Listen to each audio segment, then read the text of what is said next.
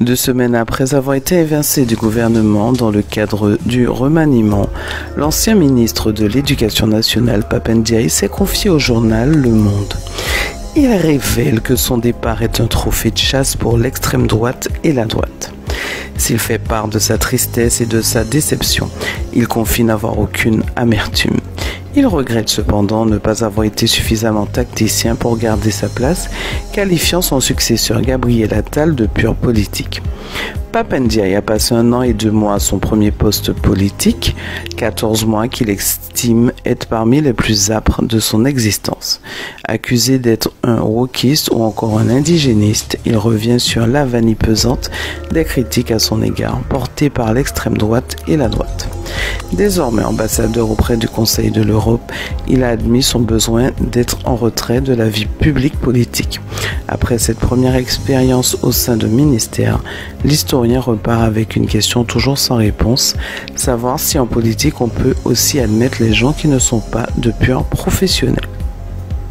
Au vu de la situation au Niger, l'aide au pays est suspendue par plusieurs partenaires internationaux, l'Union européenne, la France ainsi que d'autres pays européens. Côté américain, la menace d'une suspension de l'aide est lancée mais ne s'est pas encore concrétisée. La décision a fini par tomber 1 semaine après l'avertissement du secrétaire d'État américain Anthony Blinken. Ce dernier liait la poursuite de l'aide à la restauration de l'ordre démocratique. L'impact est tout de même mesuré, seulement une partie de l'aide est suspendue. L'assistance alimentaire et humanitaire n'est pas concernée. En 2022, les États-Unis ont versé plus de 200 millions de dollars d'aide au Niger pour l'année fiscale 2023 qui s'achèvera fin septembre aux États-Unis. 130 millions de dollars ont déjà été versés. Le manque à gagner est donc potentiellement important. Depuis 2012, les différentes administrations américaines ont consacré plus de demi-milliard de dollars à équiper et former les militaires ayant pris le pouvoir à Niamey. Près de 1100 soldats américains sont sur place, principalement sur la base aérienne d'Agadez, dont la construction a coûté plus de 100 millions de dollars. C'est la seule base américaine sur le continent, en dehors de celle de Djibouti.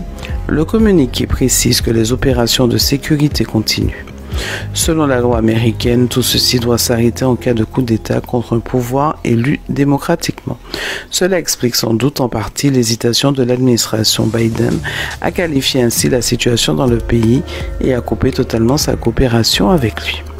L'insécurité s'enlise en Haïti. Un rapport publié vendredi 4 août par le Centre d'analyse et de recherche en droits humains, CRDH, fait état d'au moins 51 kidnappings de ressortissants étrangers issus de 4 pays différents depuis le mois de janvier 2023. La violence instaurée par le gang de viter l'homme innocent à Tabar et dans les zones avoisinantes a causé le déplacement forcé de 400 familles. Au total, 2000 personnes dont 229 enfants ont été obligées de quitter leur quartier et leur maison. Pour rappel, le Kenya compte envoyer une mission d'évaluation en Haïti dans la semaine du 19 août, selon Todd Robinson, secrétaire d'État adjoint aux affaires internationales de stupéfiants et d'application de la loi des États-Unis. Précisant au journal américain Miami Herald que le déploiement de la force multinationale dépendra du résultat de la mission d'évaluation du Kenya. Au mois de juillet 2023, 83 cas de kidnapping ont été recensés pour le mois de juillet 2023 par la cellule d'observation de la criminalité COC du CARDH. Parmi ces kidnappings, 23 ont été enregistrés au bas Artibonite. Dans son rapport Violence des gangs et kidnapping, le CARDH réitère son appel à l'État, aux politiques et à la coopération internationale à prioriser les droits des citoyens.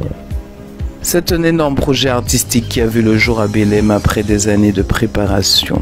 Biennale das Amazonias réunit 120 artistes, dont 10 de la Guyane, incluses dans l'ensemble amazonien culturel.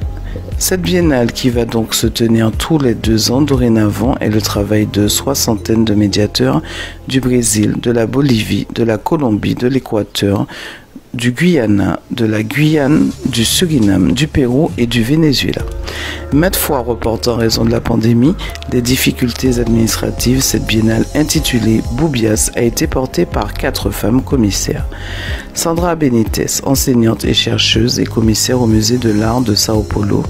Keina Ellison, conservatrice et écrivaine, directrice du musée d'art moderne de Rio.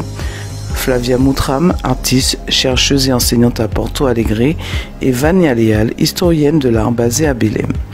Parmi les œuvres des 120 artistes rassemblés à Belém figurent celles d'une dizaine d'artistes de Guyane tels Jolia Fo, Lova Lova, Rosemont Robino, Tabitha Rezer, Ti Iwan Kuchili, T2I et Noun, des artistes du Karma avec Patrick Lacaisse, Marcel Pignas, René Tosari du Suriname. Un véritable boulet de canon. Tyler Stitz de Project Echelon Racing est le premier maillot jaune du 72e Tour cycliste de la Guadeloupe. Lors du prologue, le jeune américain de 25 ans a réalisé le meilleur temps, 6 minutes 57. Il devance son coéquipier, Kat Bigmore, et Ivan Saint-Tron du club matérielvélo.com. Pas de ronde d'observation d'emblée, les cadors ont voulu montrer ce qu'ils avaient dans le ventre. Ils ont pu le faire sur les 6 km du prologue à Capesterre-Belo ce vendredi 4 août. Le prix de la combativité pour Dylan Will après un raid solitaire. Le Guyanais en forme explique avoir tenté le tout pour le tout mais indique qu'il n'a rien pu faire une fois que les sprinteurs ont mis en route. C'est quand même une belle course. Fin de citation. Macoria en fête ce week-end. Depuis vendredi et jusqu'à ce dimanche, c'est le week-end de la fête de Macoria. Après les activités dans l'après-midi, les concerts ont commencé dans la soirée de vendredi.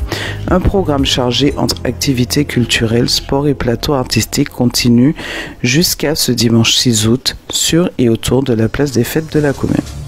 C'est la fin de ce flash. Je vous remercie de l'avoir suivi. J'aurai le plaisir de vous retrouver vendredi prochain sur Radio Mayuri.